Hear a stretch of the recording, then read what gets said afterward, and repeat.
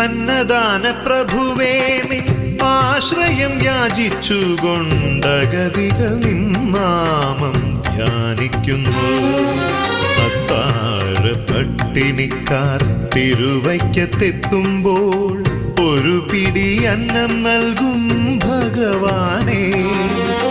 അന്നദാന പ്രഭുവേ നിൻ ആശ്രയം യാചിച്ചുകൊണ്ടഗതികൾ നിന്നാമം